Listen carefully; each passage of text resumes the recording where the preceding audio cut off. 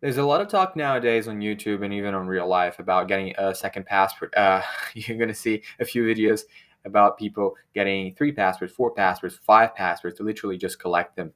And most people are not actually like that. Obviously, that's a niche. Most people only have one passport. Me, I have two passports, and maybe I'll get a third, but I think it's unlikely that I get to four or five or 10.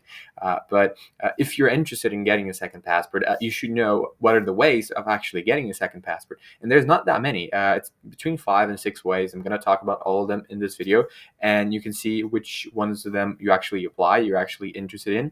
And obviously, there's a few videos that I'm probably going to link down below as well about the best passport. So if you actually do pursue a passport, which passport should you pursue? But here it's more of a generic video on how the fuck do you get a citizenship? How the fuck do you get a passport? And that's what I'm going to explain today.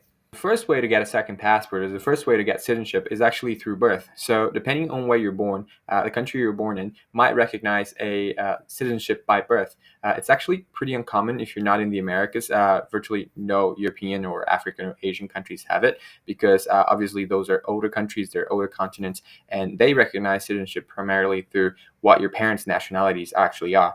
But in the Americas, it's obviously a land of immigration, and people came here from all around the world. So it's recognized that if you're born in America, or not just the US, but in the Americas, you're a citizen of the country that you're born in.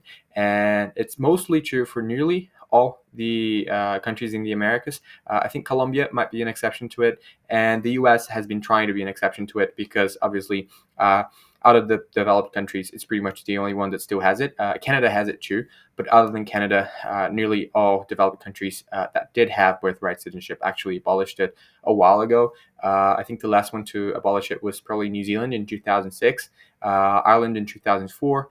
Australia was around the 1980s, I think. The UK for a while had birthright citizenship as well, but it also abolished it, and most European countries never even had birthright citizenship. So the U.S., among the developed world, it's definitely one of the exceptions. Canada as well, and obviously in the Americas overall, most of the countries also follow that route. Where if you're born in Brazil, if you're born in Argentina, if you're born in Chile, you're automatically a citizen of those countries, regardless of where your parents are from. Second way to get citizenship is through descent, and if you're from Europe, if you're from Africa, if you're from Asia, the probability you got your citizenship that you hold right now by descent is huge. Even if you were born in the country that you're a national of, you're not a national of that country because you're born in that country. You're a national of that country because your parents were also probably citizens of that country, and it gets passed down to you. So it's sort of an inheritance that you receive.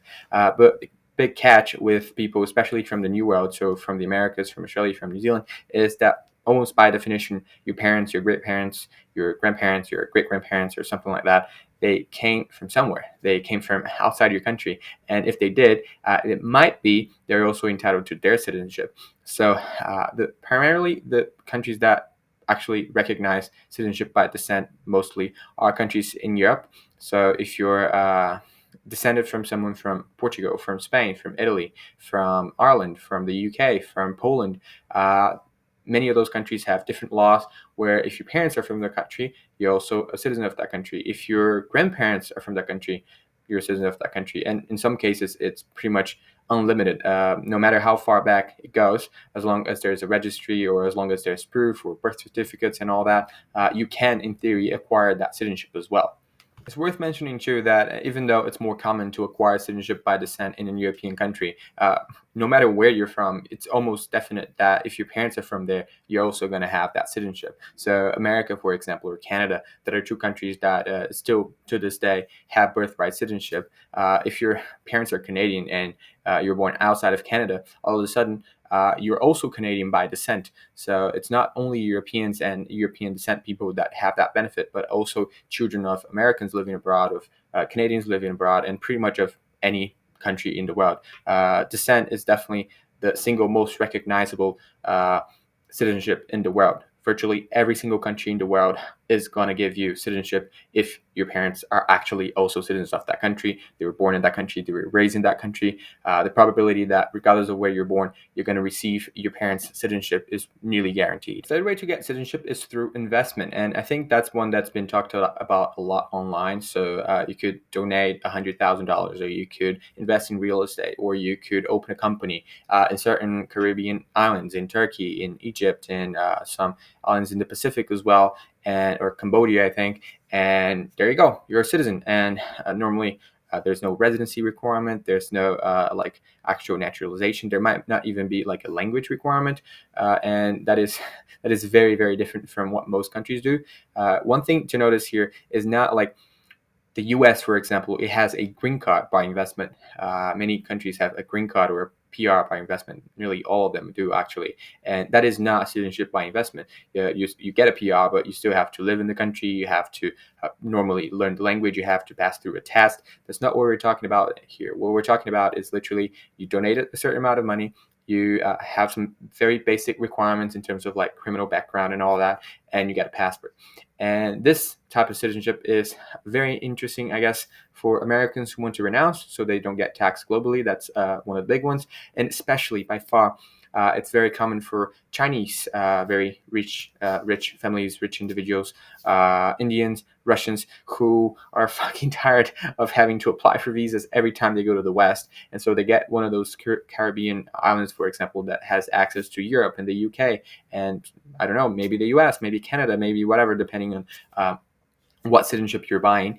And you mostly get it to either immigrate to a more developed area. So for example, you get Malta's citizenship by investment, and then you can live anywhere in the EU. That's one example. Or you're happy living in your country, but you're tired of constantly having to apply for visas to travel.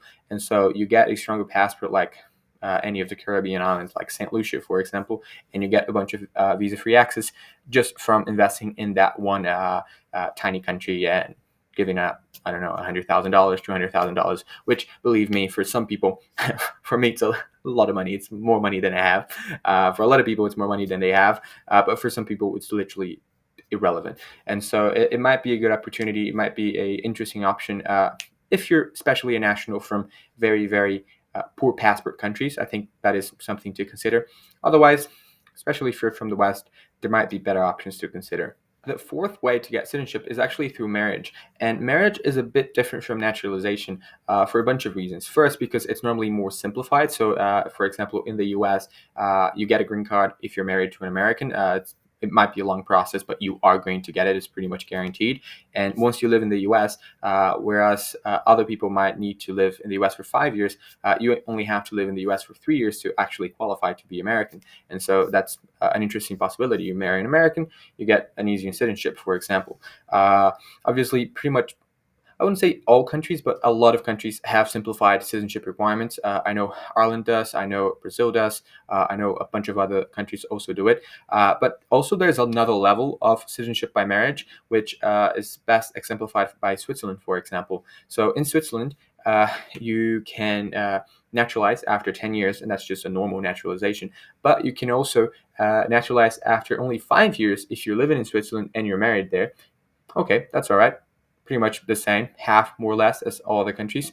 But the one thing that's very different about Swiss nationality is, let's say you get married to a Swiss person and you never live in Switzerland. Obviously, you have connections, you maybe learn the language, you have family there, but you never actually live in Switzerland. After 6 years of marriage, you're also qualified to apply for Swiss citizenship, and that will really be citizenship by marriage, because it's not like you're living in the country, it's not like you're working in the country, it's just because of the marriage connection. Until 2 weeks ago or something, Italy also recognized it, but now it seems that people who are married to Italians are not going to automatically or be entitled to Italian citizenship, even if they don't live in Italy. They're going to have to go live in Italy now. But it's definitely a lot that's pretty rare. I only know of those two countries that have this sort of citizenship by marriage just guaranteed, where you don't have to live in the country.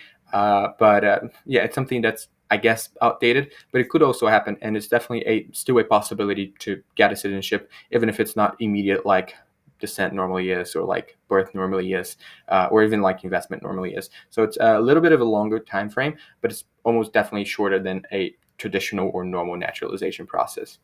Now, the fifth way to get citizenship is through residency. Obviously, some sort of residence might be required in literally all the other ways. So, for example, if you're investing, it might be required that you stay in the country for a day every year, or that you go there regularly, or that you live there for a few months throughout your investment. If you get it by association, for example, which is a form of descent, it might be that you go there and you have a residence permit, and then your naturalization process is simplified. Same if you're married, even really through birth. If you're born in a place, that by definition you live there, even if just for a day or for an hour, and most likely for a few months, you were born somewhere and you lived there. So obviously, residency is in a way required for pretty much all citizenship, except some citizenships by descent. But what I mean here is definitely different in the way that you don't have any special privileges. It's just a regular naturalization process, and naturalization in virtually all countries is done through residency. Residency is the primary way through which you prove to the country that you deserve their citizenship, that you integrated, that you're of benefit, that you pay taxes and all that. And some people would say that there's a citizenship by sponsoring or by employment. For example, in the U.S., there's the five EB categories. So EB1, EB2, EB3, EB4, and EB5, and that's employment basis. But that's not actually a citizenship. That's a green card. And just like America doesn't have citizenship by investment, it has green card by investment. The same is true for employment. It has employment-based green cards, but it doesn't have citizenship-based employment. But it doesn't have employment-based citizenship, and that is a very important difference, because once you get the PR anywhere, it's very likely that you're not going to necessarily have to be constantly working. You could change jobs. You could just sustain yourself with different kinds of money or freelancing or whatever, and you'd still be eligible for citizenship if you achieve the residency requirements. So residency is the end-all be-all in the sense of it's the democratic way where you don't have to have a particular amount of money, you don't have to have a particular spouse, you don't have to have particular parents or descent, and as long as you live there, you pay your taxes in due time. Some countries it's quick, some countries it takes a while. You're eventually going to get to citizenship as well. Another way people claim you can get citizenship is through exception, but I wouldn't say exactly it's another path. It's just a simplification of one of the other five paths. So, for example, if your parents or great-grandparents, for that matter, were German and they ran away from Germany because of World War II, and they were Jewish or something, for example, you might be entitled to German citizenship, even though normally by descent you wouldn't. It's an exception. So you're getting a citizenship through exception, but it's not actually by exception, it's by descent, and it's easier for you because of certain requirements that are being eased because you're an exception. So that is one example. Another example, and that's by far the most common, is you go to a country that doesn't have an investment-based citizenship, and you invest $10 million there, or $50 million there, or $200 million there, and they give you citizenship. And you might say, see, that's citizenship by exception. But in a way, it's just citizenship by investment. And the exception is that you're doing it in a country that doesn't have all those rules officially written down, but you're still somehow contributing to the economy. You're still somehow investing. And it isn't the exception itself that gave you citizenship, it's the investment. So regardless of what sort of citizenship by exception you're getting, it's most likely a simplified version of residency or marriage or descent or especially investment. And so it's not actually a new sort of citizenship. Another citizenship that you could acquire in a simplified way is, for example, if you give birth in Argentina or Brazil, you have a simplified way not only for your kid, which normally acquires citizenship immediately, but also for you. You might live there for a year, for 2 years. But again, that is not citizenship by exception. It's a special way to get citizenship by naturalization, by just residency. It's just a shorter time frame because you're an exception. Because, for example, you have a Brazilian kid now, or you have an Argentinian kid now, and that is an exception, but you're still fundamentally getting the citizenship through one of the other five ways.